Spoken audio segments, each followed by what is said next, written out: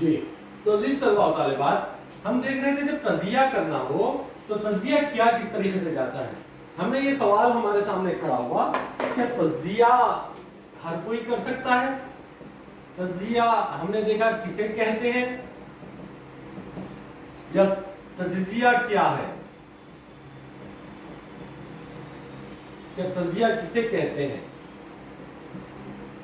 یا تجزیہ ہر کوئی کر سکتا ہے.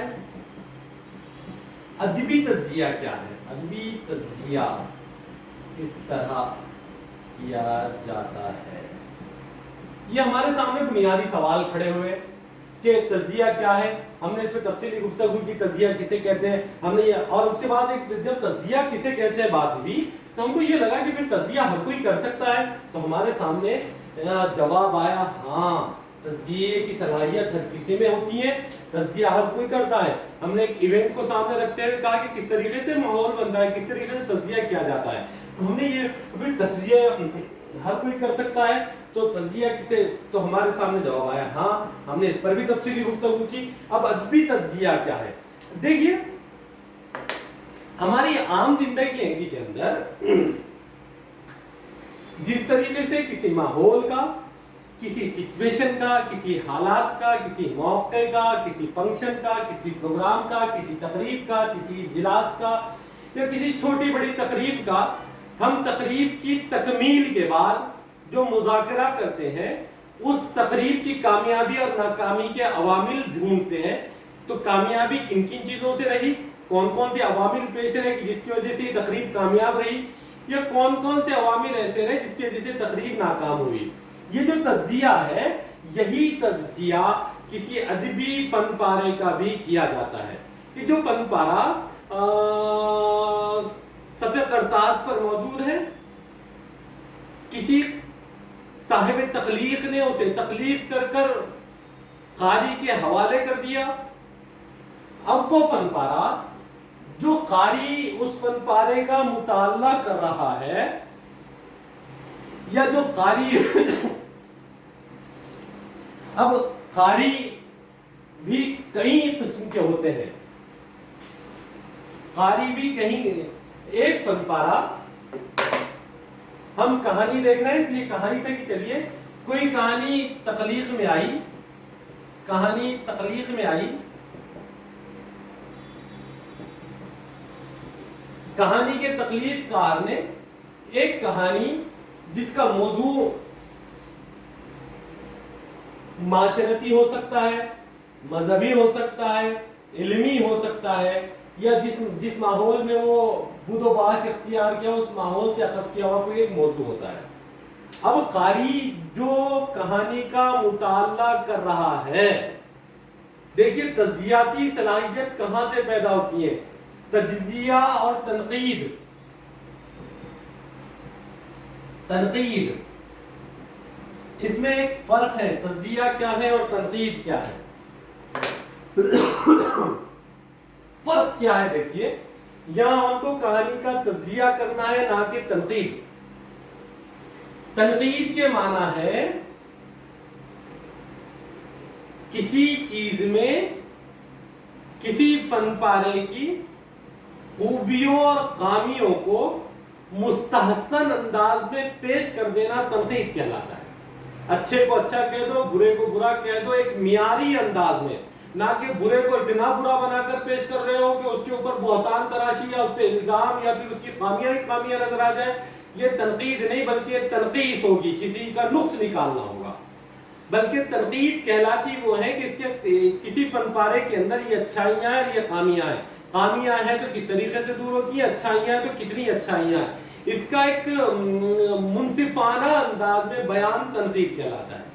تو تنقید کمی اور زیادتی کو پیش کرنے کا نام. تجزیہ کمی بیشی سے تعلق نہیں، صاحب تجزیہ پر یہ ذمہ داری ہے ہی نہیں کہ وہ اس میں کمی اور زیادتی کو پیش کرے، بلکہ صاحب تجزیہ پر ذمہ داری یہ ہے کہ وہ اس فن پارے کا، اس تخلیق کا مطالعہ کرے، اس تخلیق کا مطالعہ کرنے کے بعد اس کے موضوع سے لے کر اس کے اختتام تک جو ایک کہانی کے اندر نکات موجود ہونا ہو، جو اس کہانی کے اجزاء ہوتے ہیں، ان اجزاء ترکیبی پر وہ کہانی مکمل اتر رہی ہو یا نہیں اتر رہی ہو، وہ اپنی صلاحیتوں کو بروئے کار لاتے وقت، کوئی ہو سکتا ہے صاحب تجزیہ بہت قابل ہو، وہ ہر باریکی سے واقف ہو تو اس کہانی کو اس انداز میں پڑھے گا، اس کہانی کو اس انداز میں دیکھے گا، یا پھر کوئی ایک سادہ سا سماجی آدمی ہے، وہ کہانی کو پڑھ کر کوئی سماجی نتیجہ اخذ کر لے گا، یا کوئی بہت ہی زیادہ کریٹیکل مائنڈ سے بہت ہی زیادہ گنجلک خیالات کا مالک ہو اور اس کو ایک سادی سیدھی سی کہانی زمانے میں پیش ہو، وہ اس کو خراب بھی لگ۔ یہ تجزیے میں یہ بات طے ہے کہ صاحب مطالعہ یا قاری کی ثوابدید اور اس کی اپنی صلاحیتوں، اس کے اپنی مزاج پر مبنی ہے کہ جو تخلیق پیش کی گئی وہ تخلیق کس حد تک اس کو پسند آئی یا اچھائی کیا ہے وہ اتنا پیش کر سکتے، اس سے زیادہ نہیں۔ اب یہ تجزیہ کا، اب تخلیق اور تنقید تو ہمارے سامنے آ گئی، اب تجزیہ کا کام ایک صاحب تجزیہ کا کام کہاں سے شروع کرتا ہے؟ تجزیہ دیکھیے، تجزیہ جیسے ہی ہم اپنی ذات سے بات کرتے ہیں، ایک طالب علم کی حیثیت سے بات کرتے ہیں، ہم سے مراد تمام اسٹوڈنٹس، ہر ایک کا مزاج الگ الگ ہے، ہر ایک کا ذوق مطالعہ الگ ہے، کسی کو سماجی موضوعات اچھے لگتے ہوں گے وہ سماجی موضوعات پر پڑھنا پسند کرے گا، کسی کو مذہبی موضوعات اچھے لگتے ہیں وہ مذہبی موضوعات پر پڑھنا پسند کرے گا، کسی کو تاریخی واقعات اور تاریخی موضوعات اچھے لگتے ہیں وہ تاریخی موضوعات کو پڑھنا پسند کرے گا، اور کسی کو علمی ادبی مضامین اچھے لگتے ہیں وہ علمی ادبی مضامین پڑھنا پسند کرے گا۔ یعنی جتنے یہاں پر طالب علم ہیں، ہر طالب علم اپنے ذوق سلیم کے اعتبار سے، اپنے ذوق کے اعتبار سے کسی بھی کہانی کا چوائس کرے گا۔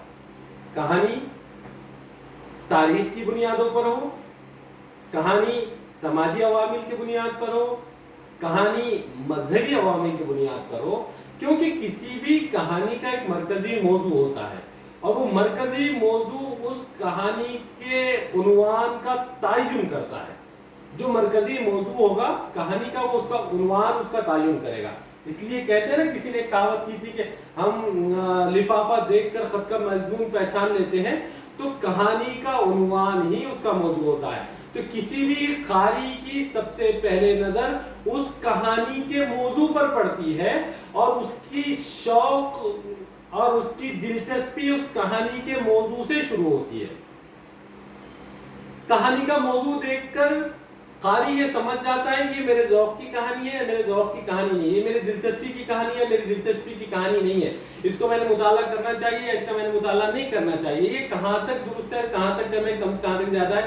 تو کہانی کا موضوع دیکھ کر قاری اپنی رائے قائم کرتا ہے۔ اگر اس کے مزاج کا موضوع ہو، عنوان اس کو اٹریکٹ کرتا ہو، اپنی طرف متوجہ کرتا ہو، تو کہانی کا مطالعہ شروع کرتا ہے۔ یعنی بات یہ ہوئی کہ کہانی کے عنوان کے ساتھ ہی تجزیہ کرنا شروع ہو جاتا ہے۔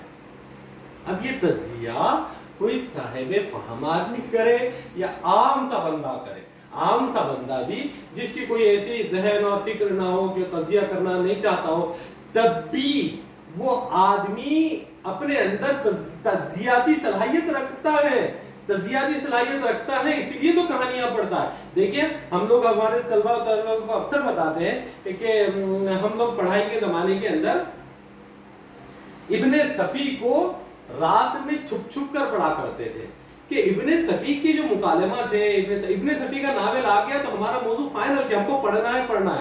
ابن صفی کی 200-250 پیج کی کتابوں کی ناول ہم لوگ 2 دن رات ایک کر کے پڑھ لیتے تھے، یہ ہمارے دلچسپی کا تھا۔ یعنی رائٹر بھی اور اس کے موضوعات بھی کچھ ایسے ہوتے تھے کہ ہم کو اپنی طرف راغب کرتے تھے۔ وہیں پر ہماری بڑی بہن تھی، اس کو ابن صفی خطیب پسند نہیں آتا تھا، وہ پاکیزہ اور خاتون مشرق پڑھتی تھی، اس کی کہانیاں اس کی دلچسپی کا باعث تھے۔ تو یہاں پر یہ سمجھنے کی کوشش کریں کہ تجزیاتی صلاحیت ہر قاری کی اس کے کہانی کے موضوع کے ساتھ ہی شروع ہو جاتی ہے۔ اب پڑھائی کے زمانے میں نہ ہم نے کسی کہانی کا تجزیہ کیا، نہ کوئی دو لفظ کی اس کہانی پر آج تک بیان، آج بحیثیت لیکچرر کہیں بیان تقریر کا موقع آ جائے یا کہیں پر تجزیہ پیش کرنے کا موقع آ جائے تو بہترین انداز میں کرتے ہیں، لیکن اس وقت ہمارا کوئی ایسا ذوق نہیں تھا، ہم کو کوئی ایسی طرح تجزیہ کہتے کسے معلوم نہیں تھا، لیکن تجزیاتی صلاحیت خود بخود کام کر رہی تھی۔ یہ آج ہم کو سمجھ میں آتا ہے کہ جو صلاحیت ہمارے اندر تھی اسی وقت ہمارے سامنے مذہب کی کتابیں رکھی جاتی تھی، ہم ہاتھ بھی نہیں لگاتے تھے،